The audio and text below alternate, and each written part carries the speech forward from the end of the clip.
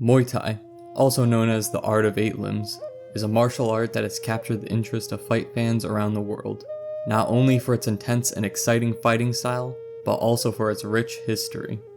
Today, that history has shaped it into a symbol of national pride, culture, and fighting spirit in Thailand.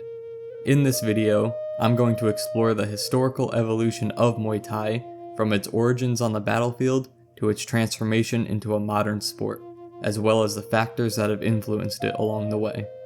But what if that history isn't as accurate as it's thought to be? Maybe it's actually a carefully crafted narrative, shaped by politics and the need for national identity. This is the story of Muay Thai. Let's start at the beginning.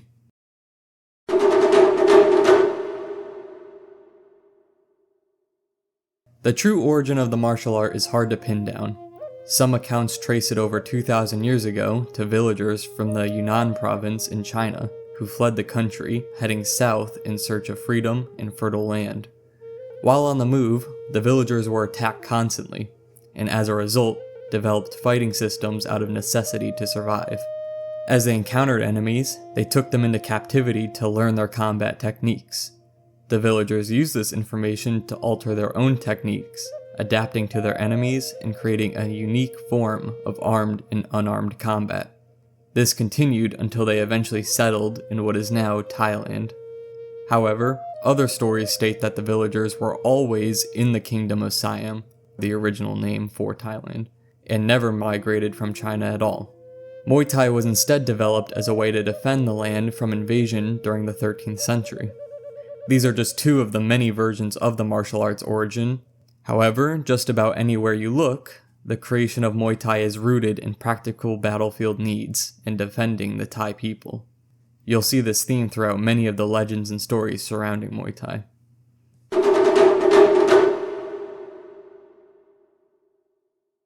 In the 13th century, the Thai established the Kingdom of Sukhothai. This moment marked not only political independence, but also cultural birth. Under King Ram Khamhaeng, the Thai language and alphabet were formalized. This is a notable moment in time because Khamhaeng was also a supposed promoter of Muay Thai. During this time, boys would also practice Muay Thai as a way to protect themselves. As the kingdom evolved into the Ayutthaya Empire in 1350, Muay Thai flourished alongside it. Ayutthaya was in near constant conflict with neighboring Burma. During this warring period, a manual named Chupasart was written. This manual described a way of fighting that involved the entire mind, body, and soul. It can be assumed that this was describing Muay Thai. Around 1560, Ayutthaya was conquered by the Burmese. One of the most legendary figures from this period was Naresuan, the Siamese prince or king at the time. Sources differ as to which one he was exactly. Regardless, he was a renowned warrior who not only used Muay Thai but also recorded its techniques in what some believe was the first written text on the art. He helped liberate Siam from the Burmese rule. The source that claims he was the prince during this time states that he accomplished this by defeating the Burmese crown prince in single combat, impressing the Burmese king, and persuading him not to attack Siam. This event helped to elevate the martial arts status and embed it deeply in national pride. Another tale is that of Nai Kanam Tam.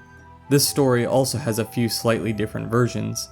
In most versions, after being captured by the Burmese in the 18th century, Tam competed in a festival of sorts, held by the Burmese king, where he famously defeated 10 Burmese fighters in a row, earning the king's admiration and winning his freedom. However, another version claims that he defeated 30 fighters instead of 10. They also include a quote from the Burmese king. Quote, "Every part of the Thai is blessed with venom. Even with his bare hands, he can fell 30 opponents. But his lord was incompetent and lost the country to the enemy. If he had been any good, there was no way the city of Ayutthaya would have ever fallen." End quote. Whether fact or legend, his story is a national symbol of Thai resilience and martial prowess.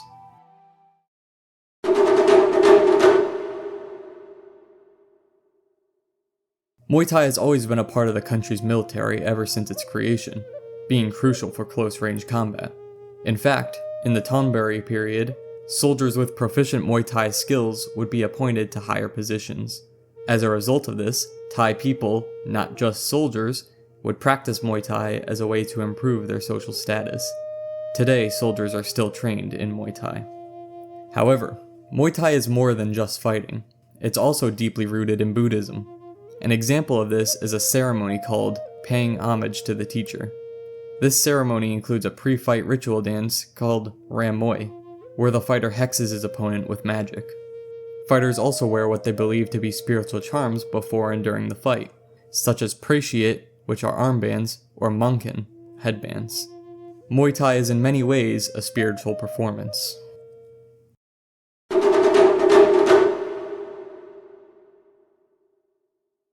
It's unknown when exactly Muay Thai first began to transition off the battlefield and into a sport. Some trace it to King Narejuan's rule in the 16th century that I previously mentioned.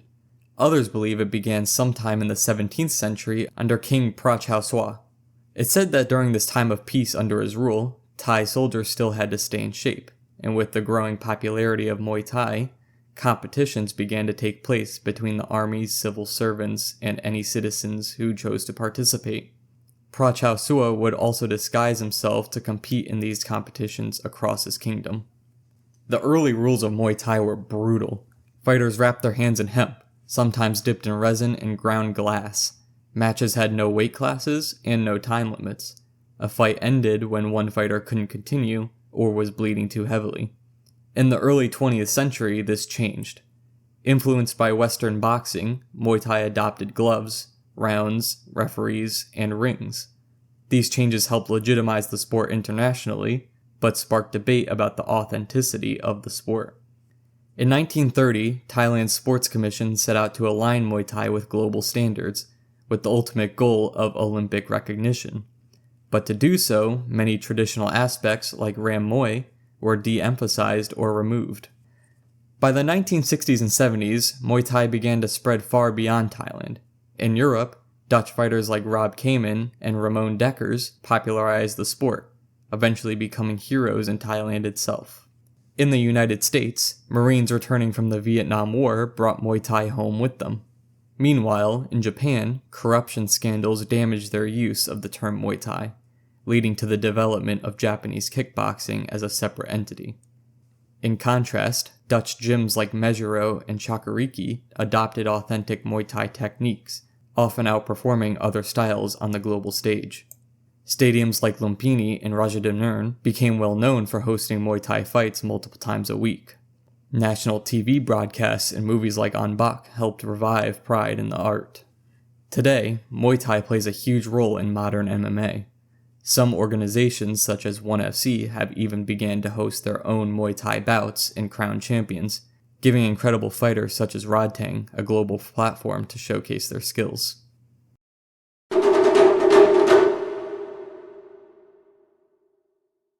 Now, here's the problem with everything I mentioned earlier. Other than recent history such as the 19th and 20th centuries, we really have no idea how much of Muay Thai's history is accurate. The reason for this is that the Burmese reportedly burned all Siamese records in 1767. Thus, everything we know about the older history are just stories passed down, which is why there's so many different versions.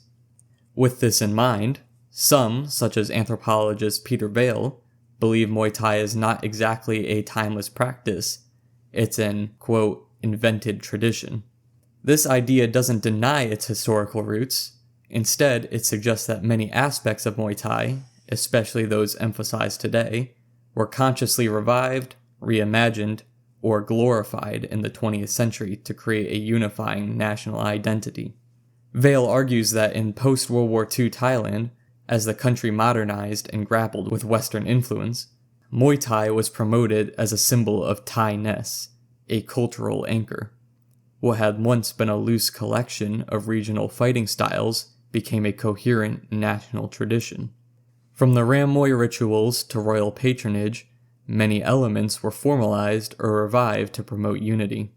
This mirrors similar developments in other nations, where traditional arts are curated to represent a timeless, noble past to promote nationalism. On top of this, and a somewhat forging of Muay Thai as a tradition, The Thai government would be able to attract tourists to the country who are seeking out the customs that surround the martial art for themselves.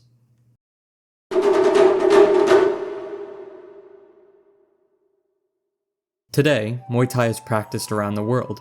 It's part of MMA, used by military and police forces, and featured in global tournaments.